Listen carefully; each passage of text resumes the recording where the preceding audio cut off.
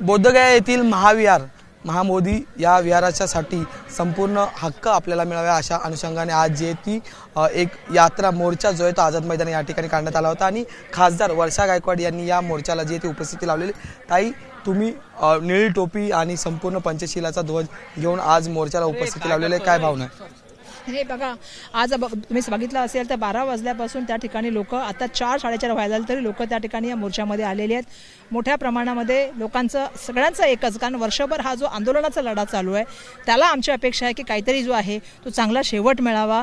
देशाच्या पंतप्रधानांनी ह्या मोर्चाकडे बघावं, ऐकावं आणि त्या ठिकाणी बोध घेऊन जो आपल्याला माहिती आहे की BT 1949 जो कायदा आहे तो त्वरित रद्द करण्यासंदर्भामधले राज्य सरकारला सांगावं, कारण शेवटी राज्य सरकारमध्ये ते सुद्धा आहेत आणि अपेक्षा आहे की त्यांच्याच आशीर्वादाने ते सरकार चालते, त्यामुळे त्यांनी ह्याच्यामध्ये इंटरव्हीन करावं।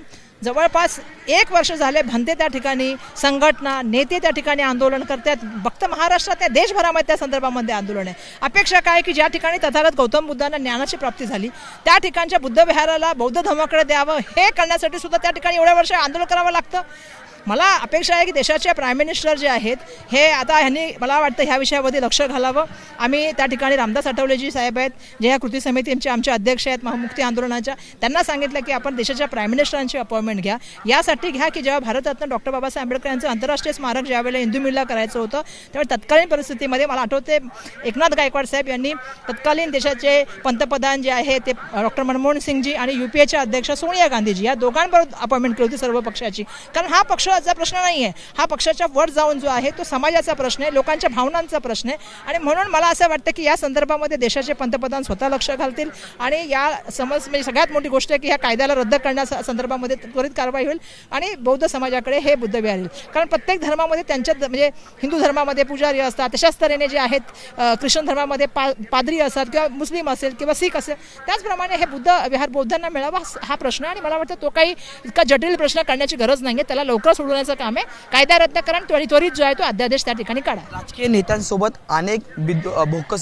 भिक्खू संघटना एकवटलेल्या आहेत, अनेक भंते या मोर्चात आम्हाला पाहायला मिळाले होते, तरीही ऐकलं जात नाही, नेमकं याचं कारण काय? मला आता जर भिक्खू संघाचे काही लोक भेटले आणि त्यांनी मला सांगितलं की आपण आदरणीय नेते लोकसभेचे आमचे विरोधी पक्षनेते जननायक राहुल गांधींबरोबर आमची एक बैठक करा, एक मल्लिकार्जुन खरगे साहेबांना आम्हाला भेटण्याचं काम करा। मी त्यांना आताच सांगितलं की मी त्या दोघांबरोबर सुद्धा त्या ठिकाणी बोलते, कारण लोकसभेमध्ये आम्ही हा मुद्दा अगोदर मांडलेला आहे। येणाऱ्या वेळेला सुद्धा मी आताच सांगितलं की लोकसभेमध्ये मांडू, वेळ आली तर लोकसभेच्या बाहेर आंदोलन करू, पण शेवटी हा प्रश्न सोडवण्यासाठी एवढ्या मोठ्या प्रमाणामध्ये त्या ठिकाणी जे आंदोलन होत आहे, त्या ठिकाणी मोठ्या ज्या आहेत त्या यात्रा निघतात, महामोर्चे निघतात, अशा वेळेला मला वाटतं केंद्र सरकारने या संदर्भामध्ये त्वरित एक कारवाई करणं खूप आवश्यक आहे। पण आपण बघतो कुठे ना कुठे त्यांच्यावरती मनुवादाचा खूप मोठा त्या ठिकाणी जो आहे तो एक मोठा आहे। आता आपण मध्येच मी भाषणामध्ये बोलले की सर्वोच्च न्यायालयाच्या बाबतीमध्ये जी घटना झाली की माननीय मुख्य न्यायाधीशावर होणं, सर्वोच्च न्यायालय संविधानामध्ये त्याचं जे महत्त्व आहे ते अनन्यसाधारण महत्त्व आहे आणि अशा ज्या खुर्चीवर बसलेल्या व्यक्तीवरती एक कोणीतरी काहीतरी कारवाई करतं, जी कारवाई सुद्धा आम्हाला बोलायची इच्छा नाही, कारण त्या कारवाईचा करोतोडा निषेध आहे,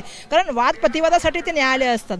दुर्दैवाने त्या ठिकाणी अशा तऱ्हेने कारवाई होणं, त्याचं समर्थनासाठी काही लोक ट्विट करणं, काही लोक जाऊन जे त्या चॅनलमध्ये बाईट देणं, ही चुकीची परंपरा नवीन सुरू झाली आणि देशाचे पंतप्रधान आणि केंद्रीय मंत्री संदर्भात एक शब्द न बोलणं हे पहिल्यांदा मी बघितलेलं आहे। जे खरं सांगायचं तर खूप मोठ्या प्रमाणामध्ये चुकीचं झालेलं आहे। म्हणजे मी आता 2-3 उदाहरणं सांगितले आणि म्हणून माझी अपेक्षा ही आहे की या आंदोलनाच्या माध्यमातून जे आहे समाज एकवटलेला आहे, नेते एकवटलेले आहेत, येणाऱ्या काळामध्ये भविष्यामध्ये सर्व प्रश्नांच्या बाबतीमध्ये एकजुटीने आम्ही सगळेजण समोर जाऊ। शेवटी उद्याचं भविष्य आहे, उद्याच्या गोष्टीसाठी आम्ही सगळेजण एक त्या ठिकाणी घेऊन जाऊ शकतो। नेतृत्वात रामदास आठवले पाहायला मिळतात, खरं तर ते सत्ताधारी पक्षातले मंत्री आहेत, त्यांनी हा मुद्दा अमित शाह किंवा मग पंतप्रधानांकडे मांडणं अपेक्षित होतं आणि तशा टीका सुद्धा येतात। काल आनंदराज आंबेडकर सुद्धा म्हटले की ते सत्ताधारी पक्षातले मी सुद्धा त्यांना, तुम्ही भाषण पण माझं ऐकलंच, त्यांनी त्याचा पुढारपणा घ्यावा, कारण शेवटी ते सत्तेमध्ये मंत्री आहेत, त्याच्यामुळे त्यांनी एक पुढारपणा घेऊन अपॉइंटमेंट घेऊन देशाच्या पंतप्रधानांना भेटावं आणि त्या ठिकाणी या संदर्भामध्ये एक त्वरित कारवाई करावी, कारण शेवटी असं आहे की आंदोलनाला